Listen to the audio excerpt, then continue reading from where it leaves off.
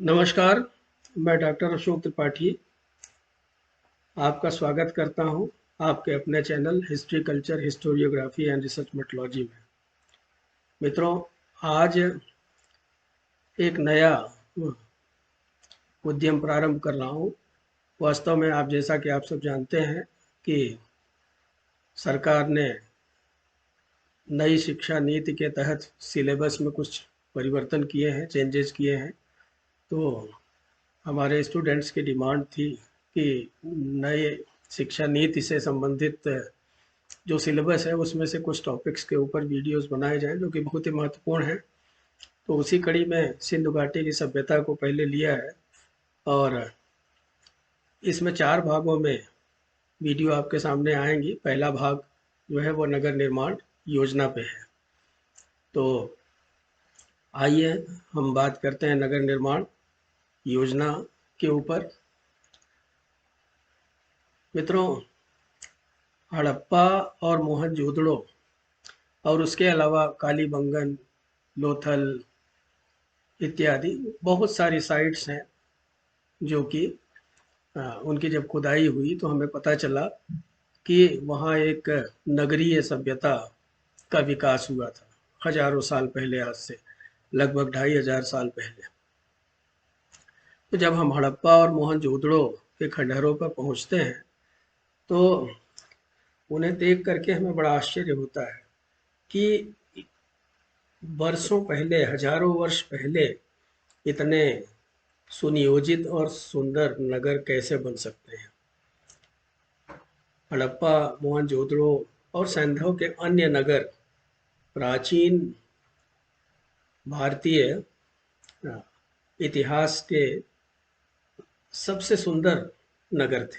बल्कि हम ये कहें कि विश्व में उस काल में इतने सुंदर नगरों का निर्माण नहीं होता था।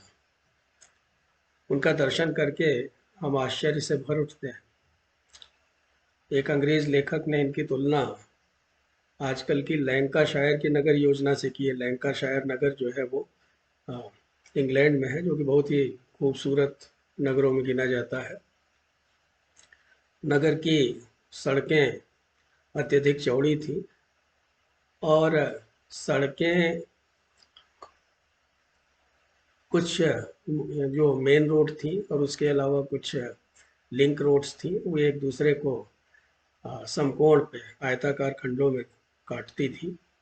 तो नगर के उत्तर से आरंभ होकर के जो मुख्य सड़क थी वो दक्षिण की तरफ जाती थी। इसी तरह से पूर्व पश्चिम की तरफ एक सड़क जाती थी। पूर्वी सड़क जो थी वो अधिक चौड़ी थी और उस पर आवाजाही ज़्यादा होती थी, ऐसा अनुमान है। तो इसलिए उसे आम रास्ता कहा जा सकता है। पुरातत्ववेत्ताओं ने इन दोनों के जंक्शन को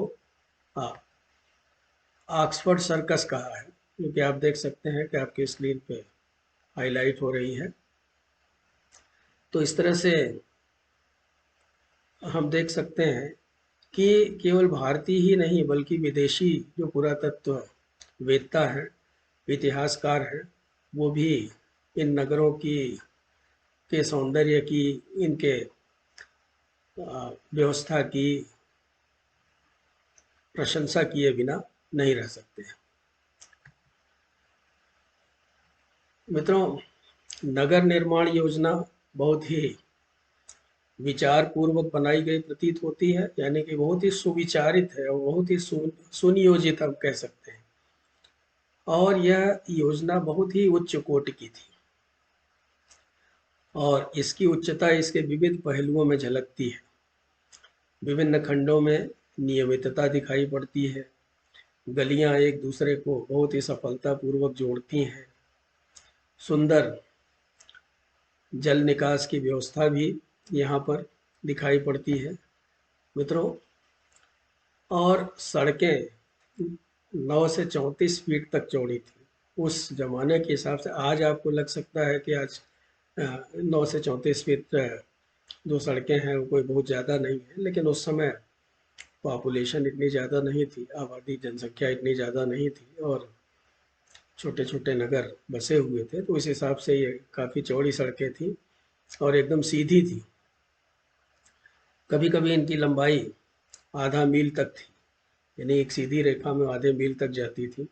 उत्तर से दक्षिण और पूर्व से पश्चिम की ओर जाने वाली मुख्य सड़कें इस क्षेत्र को बराबर के वर्गाकार और आयताकार खंडों में विभक्त कर देती थी। तो इससे ये पता चलता है कि बड़े ही ब्लैंड वे में सड़कें बनाई गई थी, बहुत ही सुनियोजित ढंग से सड़कें बनाई गई थी, और जो भूखंड मकान बनाने के लिए उसमें से निकाले गए थे वो बहुत ही सुनियोजित। ऐसा लगता है जैसे कि किसी आर्किटेक्ट ने वहाँ पर प्लाट काटे हों। तो आयतों के अंदर का क्षेत्र अनेक पतली गलियों के द्वारा विभाजित था, जो कि मकानों से भरी हुई थी, यानी ढेर सारे मकान बने हुए थे। प्रत्येक गली में एक सार्वजनिक कुआं था, और अधिकांश मकानों में व्यक्तिगत कुओं और स्नान गृहों की भी व्यवस्था थी। ज़्यादातर जो भी बड़े मकान हमें मिले हैं उनमें आप प्राइवेट वेल्स जो हैं वह व्यक्तिगत कुएं देख सकते हैं, और वो कुएं पक्के होते थे। ऐसा नहीं था कि वो कुएं कच्चे कुएं होते थे, उनको बाकायदे पक्की ईंटों से बांधा गया था। और स्नान गृह या बाथरूम्स भी हुआ करते थे। तो किसी भी मकान को सुमेर की तरह सार्वजनिक हाईवे का अतिक्रमण करने की आज्ञा नहीं थी। अब आप देख रहे हैं कि व्यक्तिगत कुएं या स्नान गृह जो थे वो मकानों में होते थे, और इंक्रोचमेंट नहीं होता था किसी तरह का, कि जैसे जो हाईवे है या सार्वजनिक में जो चौड़ी सड़क है उस सड़क के ऊपर इंक्रोचमेंट करके कोई मकान इत्यादि बना ले, तो ऐसा नहीं होता था। मित्रों, मोहनजोदड़ो की वास्तुकला यानी भवन निर्माण कला कह लीजिए, जो वहाँ का आर्किटेक्चर था वो बहुत ही सादा किस्म का था। वहाँ में बहुत ज़्यादा सजावट नहीं दिखाई देती, मतलब मजबूती पे ज़्यादा ध्यान दिया गया है। तो सादी और उपयोगी वास्तुकला थी, ये आपको ध्यान रखना है। और यह वास्तुकला सुंदर होने के बजाय मजबूत अधिक थी, जैसे कि मैंने अभी कहा। और वहाँ सुमेर की तरह शानदार मंदिर और मिस्र की तरह बड़े बड़े मकबरे नहीं थे। देखिए, सुमेर, मिस्र इत्यादि का नाम मैं इसलिए ले रहा हूँ कि ये भी समकालीन नगरीय सभ्यताएं थी। सुमेर के नगर उस समय बहुत प्रसिद्ध थे, और वहाँ पे ढेर सारे हमें शानदार मंदिर दिखाई देते हैं। मिस्र में आप देखिए बड़े बड़े मकबरे, पिरामिड्स वगैरह दिखाई देते हैं। तो हड़प्पा, मोहनजोदड़ो, कालीबंगा, लोथल और भी जो स्थल हैं यहाँ के, तो वहाँ पे सुमेर की तरह शानदार मंदिर और मिस्र की तरह बड़े बड़े मकबरे नहीं थे। हड़प्पा मोहनजोदड़ो से बड़ा था, और वहाँ अधिक लोग रहते थे। हड़प्पा में भी मोहनजोदड़ो के ही सारे लक्षण दिखाई देते हैं। कहीं भी आप देखिए, कालीबंगा में भी देखिए, लोथल में देखिए, या और भी अभी जैसे धौलवीरा में चल रहा है काम, राखी गढ़ी है, राखी गढ़ी में अभी खूब काम चल रहा है। हरियाणा में बनवाली है, हस्तिनापुर है। तो सब जगह हम देखते हैं कि काफ़ी मिलते जुलते लक्षण नगरों में दिखाई देते हैं। हड़प्पा, मोहनजोदड़ो इत्यादि में बहुत ज़्यादा समानता है आपस में।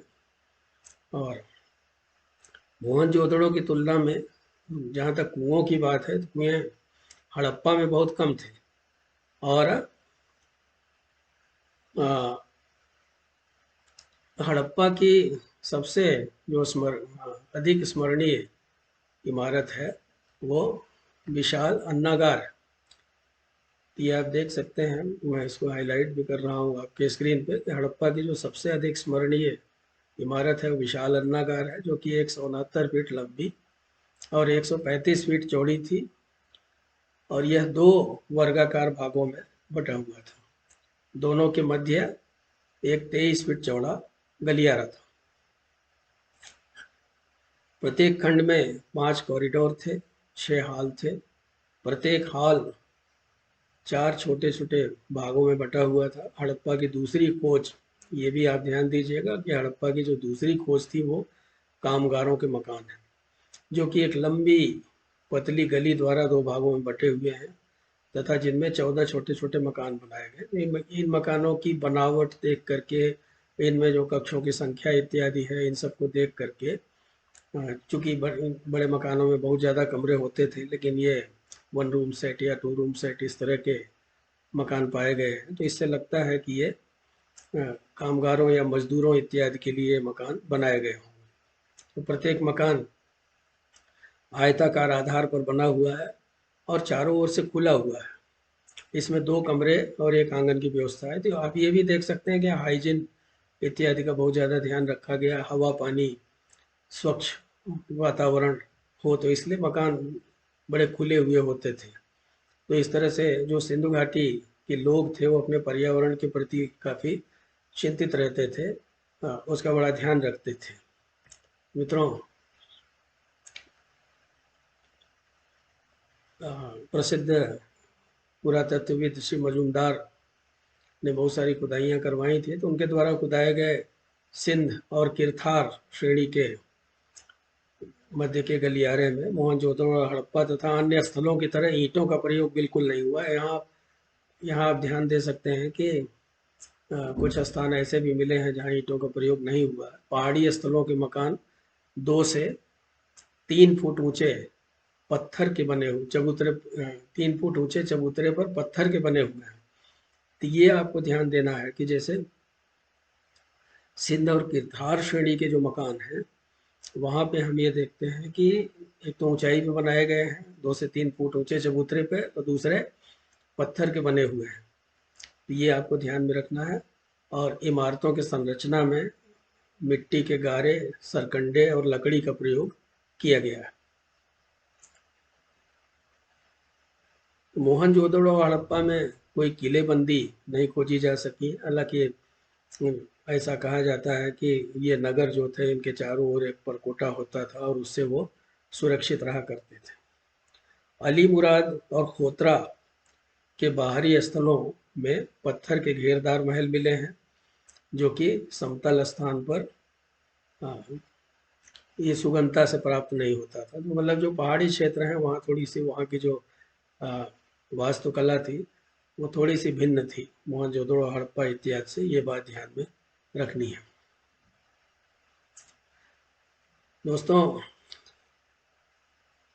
अब मकान की विशेषताओं की अगर हम बातचीत करें कि जो सैंधव सभ्यता में जो हमें मकान मिले हैं उनकी बहुत सारी विशेषताएं थी। जैसे आप देखिए मकानों की दीवारों, फर्श, स्नान गृह, नालियों, कुओं आदि के निर्माण में पकी हुई ईंटों का प्रयोग होता था। और तो इससे जो है मकान की जो सौंदर्य था और मजबूती थी, उनमें थोड़ा निखार आता था। हालांकि जैसे मैंने शुरू में बताया कि मजबूती पे ज़्यादा ध्यान दिया गया था, सौंदर्य में भी एक सादगी थी। ऐसा नहीं था कि बहुत तड़क भड़क या बहुत सजावट की गई हो मकानों की। मकान सादे होते थे और बहुत ही, जिसे हम कहते हैं कि उपयोगी थे, उपयोगितावादी, यूटिलिटेरियन टाइप के मकान थे। धूप में सुखाई गई ईंटों का प्रयोग केवल नींव में और छतों की भराई में होता था। ईंटें आयताकार होती थी, बहुत अच्छी तरह से बनी होती थी, उनका शेप बहुत अच्छा है। कभी आप म्यूजियम्स वगैरह में जाइए जहाँ पे सिंधु घाटी से संबंधित सामान रखे हुए हैं, तो वहाँ पे बहुत सारी वस्तुएं आपको वहाँ मिलेंगी जो हमें खुदाइयों में मिली हैं। तो उनसे आपको ज़्यादा समझ में आएगा। इसलिए जब कभी अवसर मिले तो आप म्यूजियम्स वगैरह देखने अवश्य जाइए। निम्न स्तर पर भी हम ईंटों का बना हुआ कुआं पाते हैं। मकान जैसे मैंने बताया कि कुछ बहुत ऊंचाई पर बने हुए हैं, कुछ थोड़ा निचले स्तर पर बने हुए हैं। तो जो निम्न स्तर पर भी हम ईंटों के बने हुए कुएं पाते हैं। स्नान गृहों के फर्श को समतल बनाने के लिए विशेष प्रकार की ईंट का प्रयोग होता था। किसी भी ईंट में खांचा अथवा गड्ढा नहीं है। ये बात आपको ध्यान रखने की है कि कोई भी ईंट ऐसी नहीं है जिसमें खांचा, या जैसे आजकल क्या होता है, आजकल देखिए जिस कंपनी की बनाई गई ईंट है या जिस ब्रांड की बनाई गई ईंट है, तो वो खांचे में उस चीज़ को डाल दिया जाता है और तो उसमें वो ब्रांड जो है उभर के आ जाता है।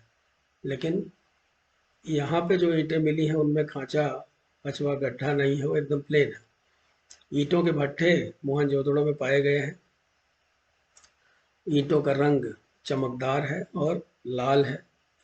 यहाँ यह बात विशेष ध्यान देने की है कि पकी हुई ईंटों का सर्वप्रथम प्रयोग सिंधु के नगरों में ही होता था। पकी हुई ईंटें और बाकी हम देखते हैं कि जो इवन आगे चल कर के भी हम ये देखते हैं कि काफ़ी आगे जाके जब हम ऐतिहासिक काल में प्रवेश करते हैं तो पकी हुई ईंटें हमें मिलने लगती हैं, लेकिन जो सबसे पहला प्रयोग हुआ था वो सिंधु घाटी की सभ्यता के लोगों ने ही किया था भारतवर्ष में।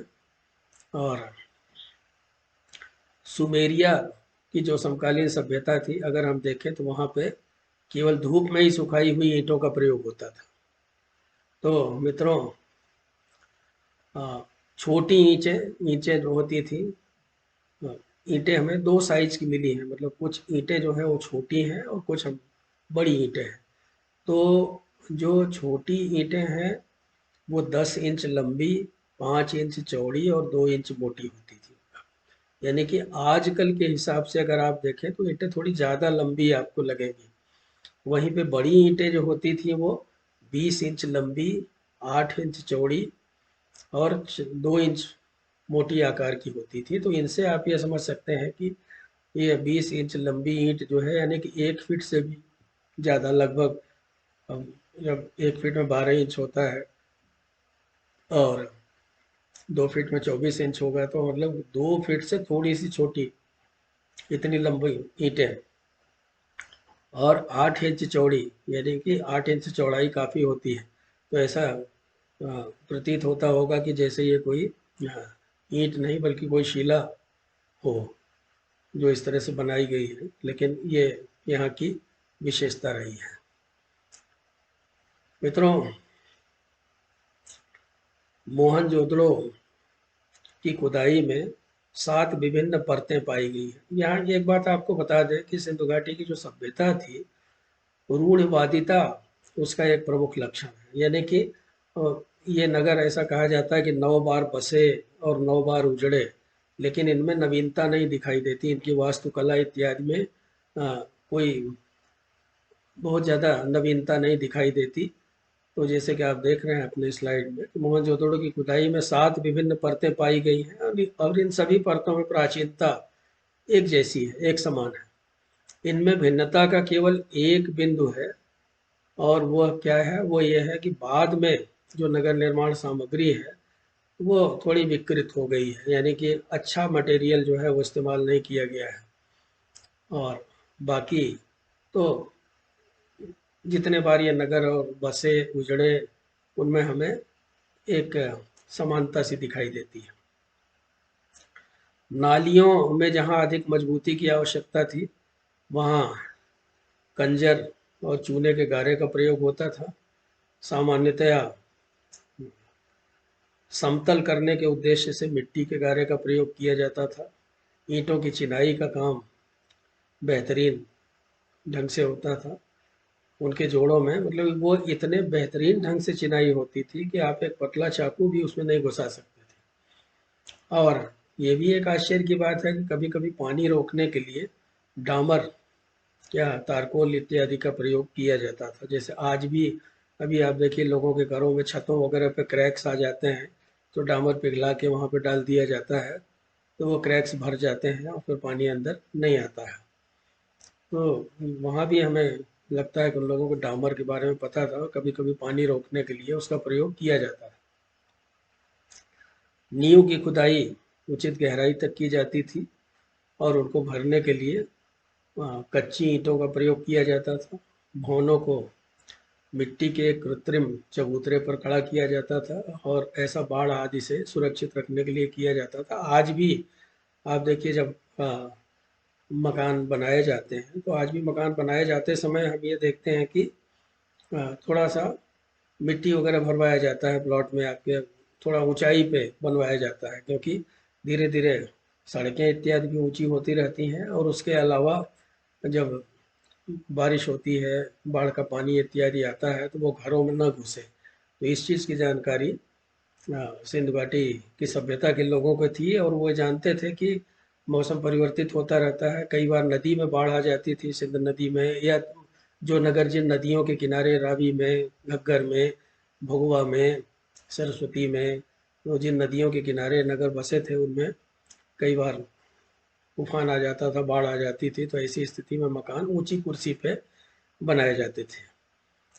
तो मित्रों, आप देख सकते हैं ये स्लाइड में कि नालियों में बहुत ज़्यादा मजबूती का ध्यान दिया जाता था, और जो नालियों की जो फर्श होती थी उसको पक्का किया जाता था, प्लेन किया जाता था, जिससे पानी आसानी से निकल जाए। और साथ ही साथ जैसे आपने देखा कि नींव भरने के लिए कच्ची ईंटों का प्रयोग होता था, और मकानों को एक कृत्रिम चबूतरे पर बनाया जाता था। तो ये सारी विशेषताएं जो है वो आपको ध्यान में रखने की है। और एक विशेषता जो मैंने और आपको बताई, जो मैंने स्लाइड में लिखा नहीं है लेकिन आप नोट कर लें, कि रूढ़वादिता इस सभ्यता का एक प्रमुख लक्षण है। यानी कि ये नगर बार बार बसे उजड़े, लेकिन उनका जो आर्किटेक्चर है उनमें कोई विशेष परिवर्तन हमें नहीं दिखाई देता है। और एक चीज़ और इस स्लाइड में मैंने आपको बताई कि पानी को रोकने के लिए डामर का प्रयोग किया जाता था। तो ये सब विशेषताएं आप ध्यान में रखें। मित्रों, खुदाई में प्राप्त मकानों को हम 3 भागों में बांट सकते हैं। यानी कि जो भी मकान हमें मिले हैं उन मकानों को 3 भागों में हम बांट सकते हैं। पहला तो जो है वो निवास गृह होते थे, यानी कि जहाँ पे लोग रहा करते थे। और उसके अलावा कुछ भवन जो थे वो बड़े होते थे, तो ऐसा लगता है कि उनका कोई सार्वजनिक उपयोग होता रहा होगा, सरकारी दफ्तर होंगे, या जैसे आजकल बैंकेट हॉल वगैरह में कोई समारोह इत्यादि होता है तो लोग इकट्ठे होते हैं, तो बड़े भवनों का उपयोग इस काम के लिए भी होता होगा, कोई मीटिंग्स वगैरह करने के लिए, कोई सभा करने के लिए, या जो समुदाय वहाँ पे रहता होगा वो किसी विशेष अवसर पे वहाँ इकट्ठा हुआ करते होंगे। और तीसरा जो है वो सार्वजनिक स्नानागार। सार्वजनिक स्नानागार जैसे कि आप देखते हैं मोहन जोदड़ो में, जो कि हमें एक विशाल स्नानागार मिला है। तो सिंधु घाटी में प्राप्त निवास गृह के आकार में कोई समानता नहीं है। सबसे छोटे आकार के घर 2 कमरों से अधिक के नहीं है। जैसे मैंने आपको अभी थोड़ी देर पहले भी बताया था कि मकान कई तरह के थे, जबकि बड़े घर जो है वो महल की श्रेणी में रखे जा सकते हैं। यानी कि 2 कमरों के मकान भी हैं, महल जैसे मकान भी हैं, काफ़ी बड़े बड़े मकान भी हैं। इसके अलावा मध्यम आकार के मकान भी हैं कुछ। तो ऐसा लगता है कि अ, कुछ न कुछ वर्ग विभाजन तो जरूर ही रहा होगा सिंधु सभ्यता में। और जो उच्च वर्ग के लोग होते होंगे वो बड़े बड़े बड़े घरों में रहते होंगे, जिसमें ढेर सारे कमरे होते थे। तो मकान भी उनके जो है वो 2 मंजिल के होते थे अक्सर। और जो गरीब मजदूर, कृषक इत्यादि थे, वो सब छोटे मकानों में रहते थे। खास करके मजदूर और श्रमिक जो है वो 2 कमरों में या 1 कमरों के मकान में रहते थे। अब निवास गृह जो थे उनकी बाहरी दीवारें बिल्कुल सादी थी, यानी उन पे कोई डिजाइन वगैरह नहीं बनी थी, उन पे कोई सजावट वगैरह नहीं की गई थी। सामान्यतया गली में ही मकान खुलते थे, प्रवेश द्वार गली में ही होता था। मकान काफ़ी विस्तृत होते थे और बड़े बड़े कमरों में विभाजित रहते थे। प्रत्येक मकान में, जो बड़े मकान थे उनमें स्नान गृह होते थे, कुएं होते थे, पहले भी मैंने आपको बताया था। और ढकी हुई नालियों द्वारा गली में बड़ी नालियों से जुड़े रहते थे। तो एक बात यहाँ ध्यान देने की है, मैंने अभी थोड़ी देर पहले भी कहा कि सिंधु घाटी के लोग जो थे पर्यावरण के प्रति बहुत सचेत थे, और वो हाइजीनिक कंडीशंस जो है उसको मेंटेन करते थे। यानी कि वो ऐसे वातावरण में रहना चाहते थे जो कि एक स्वस्थ वातावरण हो, तो इसीलिए नालियों की से बदबू इत्यादि ना आए, तो ढकी हुई नालियाँ जो होती थी उनका प्रयोग वो करते थे। बेबीलोनिया की सभ्यता भी समकालीन सभ्यता थी, जो मेसोपोटामिया की सभ्यता के अंतर्गत आती है। तो बेबीलोनिया की तरह ही सिंधु घाटी के मकानों में खुले आंगन का होना महत्वपूर्ण बात है। आज भी आप देखिए, आप हाँ, खास करके शहरों में तो बड़ा मुश्किल हो गया है, क्योंकि अब शहरों में भीड़ इतनी ज़्यादा हो गई है कि छोटे छोटे मकान बनते हैं। लेकिन गाँव में आज भी बड़े बड़े आंगन आपको मकानों में मिल जाते हैं, जिसके चारों ओर बरामदे होते हैं, और उनमें बरामदों के पीछे कमरे होते हैं, तो उसी तरह की व्यवस्था कुछ सिंधु घाटी में भी थी। आंगन की फर्श ईंटों की बनी होती थी, उसके चारों ओर कमरे होते थे और इनके दरवाजे और खिड़कियां जो हैं वो आंगन में खुलते थे। रसोई घर भी होता था और रसोई घर आंगन के एक सुरक्षित कोने में होता था। अब जैसे रसोई घर इत्यादि जो खुदाइयों में मिले हैं, तो उनमें हमें ये दिखाई देता है कि जैसे कोई कमरा ऐसा है जो कि जिसमें धुएं के दाग हैं, धुएं से काले हो गए हैं, तो उनको देख करके इस सहज ये अनुमान लगाया जा सकता है कि इनका इस कमरे का उपयोग भोजन पकाने के लिए या रसोई बनाने के लिए किया जाता रहा होगा। इसके अलावा मकानों में और भी बहुत सारी व्यवस्थाएं थी, जैसे ज़मीन अथवा ग्राउंड फ्लोर जो होता था, जो नीचे का फ्लोर होता था, उस पे एक भंडार गृह होता था, भंडार कक्ष होता था, जहाँ पे बहुत सारी सामग्री, जैसे आज भी आप देखिए हमारे घरों में एक स्टोर रूम होता है, तो स्टोर रूम या भंडार कक्ष जहाँ पे कि जरूरी वस्तुएं, अब उस समय ज़्यादातर खाने पीने की वस्तुएं, बर्तन इत्यादि और जो जरूरी सामान है वो सब स्टोर में रखे जाते थे भंडार कक्ष में। और जैसा आपको बार बार बताया कि मकानों में कुएं की व्यवस्था होती थी, स्नान गृह और शौच गृह इत्यादि की भी व्यवस्था होती थी।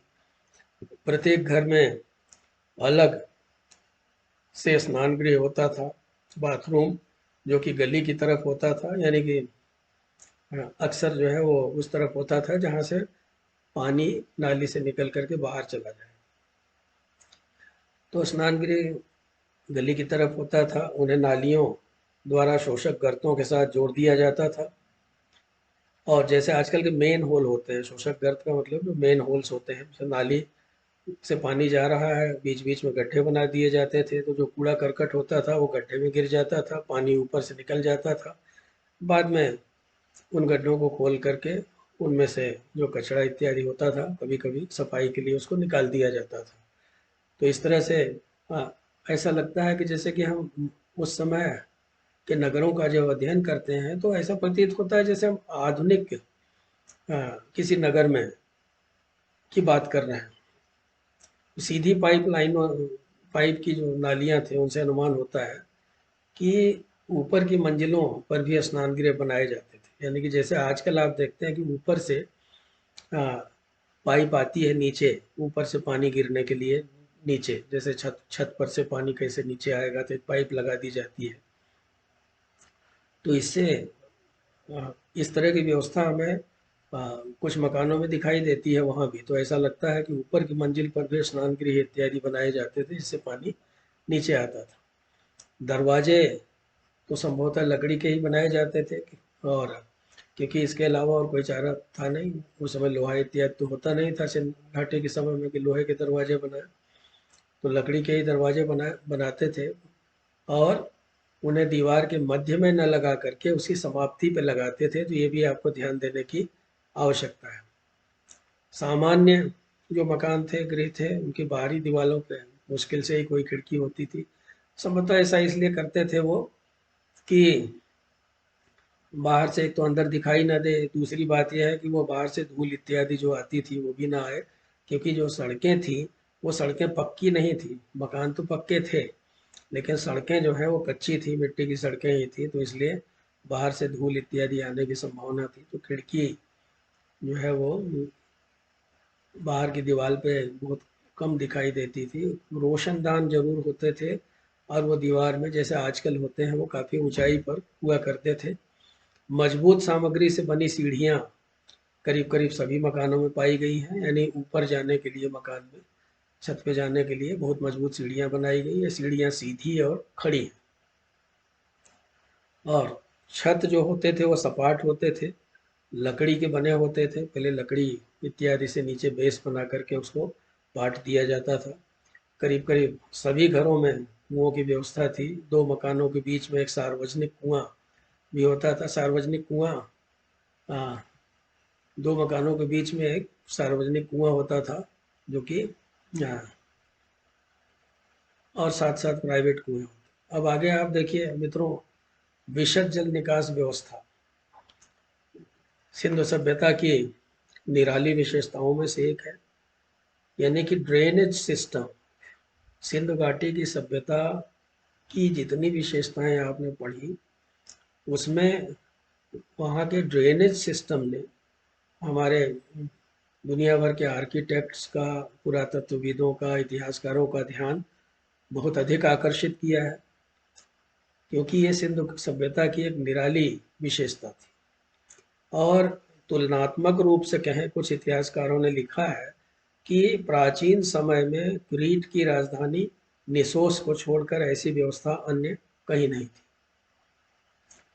तो ये इधर यूनान की तरफ है, तो क्रीट की राजधानी निसोस जो है वहाँ पर बहुत ही बेजोड़ ड्रेनेज सिस्टम हुआ करता था कभी, तो उससे किसी मामले में जो सिंधु सभ्यता का ड्रेनेज सिस्टम था वो कम नहीं था। प्रमुख सड़कों और गलियों के नीचे से एक मुख्य नाली गुजरती थी, जो कि 1 से 2 फीट गहरी होती थी और पत्थर अथवा ईंटों से बहुत अच्छी तरह से ढकी होती थी। बार बार मैं इस बात पे जोर दे रहा हूँ कि आप देखिए कि पत्थर और ईंटों से जो है वो ढकी हुआ करती थी नालियाँ। तो क्रीट की राजधानी निसोस के साथ उसकी समता होती है, तुलना की जाती है, और इसकी जांच के लिए ऊंची दूरी पर गड्ढे बने रहते थे और प्राइवेट मकानों में हौदे पाए गए हैं। हौदा संप जिसे कहते हैं, नापदान पाए गए हैं, जो कि सड़क की नाली से जुड़े रहते थे।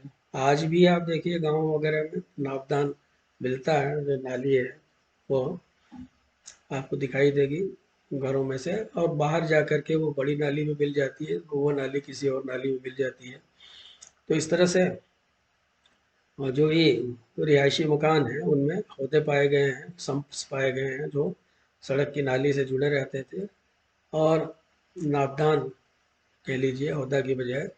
तो इसके जरिए सारा पानी नदी में चला जाता था और सभी शोषक गर्त और नालियां बराबर मजदूरों के द्वारा साफ कराई जाती थी। बार बार मैंने 2-3 बार आपको बता दिया, उनको अपने पर्यावरण और हाइजेनिक कंडीशंस की बहुत चिंता थी।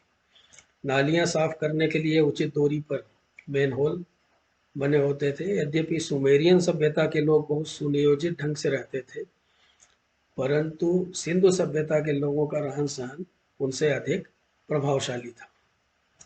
तो इस तरह से तुलनात्मक ढंग से भी देखें हम, यहाँ हमने 2 तुलनाएं की। एक तो क्रीट की राजधानी निसोस की बात कही कि जैसे ड्रेनेज सिस्टम वहाँ था उस तरह का ड्रेनेज सिस्टम यहाँ भी दिखाई देता है, उससे बेहतर दिखाई देता है।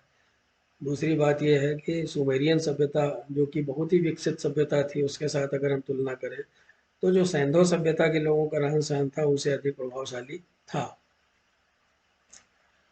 अब मित्रों, कुछ बड़े भवन भी हमें खुदाई में प्राप्त हुए हैं, जिनका उल्लेख अभी हमने पहले भी किया, आपको मैंने बताया भी था कि उनका जो उपयोग होता था वो सार्वजनिक उप कार्यों के लिए हुआ करता होगा, या कोई बहुत बड़ा पदाधिकारी हो सकता है। अब हमें वहाँ के प्रशासन इत्यादि के बारे में तो नहीं मालूम है, हो सकता है कि नगरीय सभ्यता थी तो निश्चित रूप से बड़े व्यापारी इत्यादि रहे होंगे और बड़े पदाधिकारी अगर कोई रहे होंगे तो उनके लिए उनका उपयोग होता हो। ज़्यादा उम्मीद यही है कि उसका उपयोग जो है सार्वजनिक उत्सव इत्यादि के लिए होता होगा, जब सब लोग इकट्ठा, पूरे कम्युनिटी या पूरे समुदाय के लोग इकट्ठा होके उनका उपयोग करते होंगे।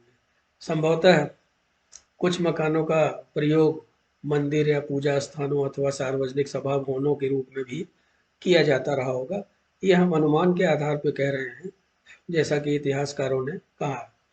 मोहनजोदड़ो में एक विशाल स्नानागार मिला है, जिसकी संपूर्ण माप आप देख सकते हैं कि 180 फीट और 108 फीट, यानी कि 100, पूरा जो दायरा है विशाल स्नानागार का वो 180 फीट और 108 फीट है।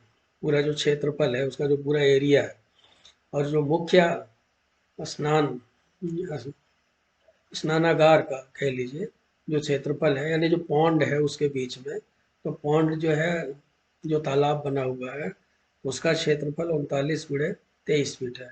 तो 39 फीट लंबा है, 23 फीट चौड़ा है, और साथ ही साथ 8 फीट गहरा है।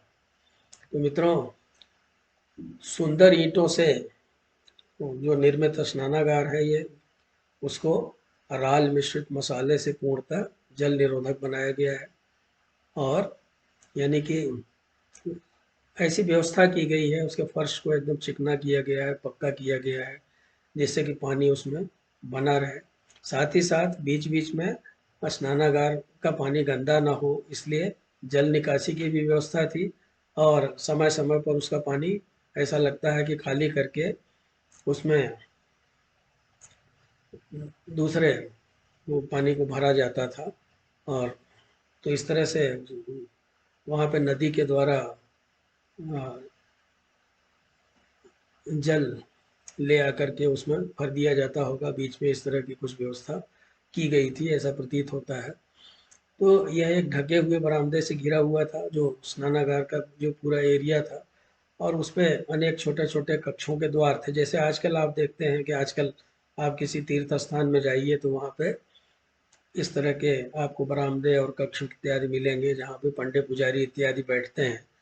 तो एल बाशम जो कि बहुत बड़े इतिहासकार हैं, उनकी पुस्तक है the wonder that was India, या अद्भुत भारत।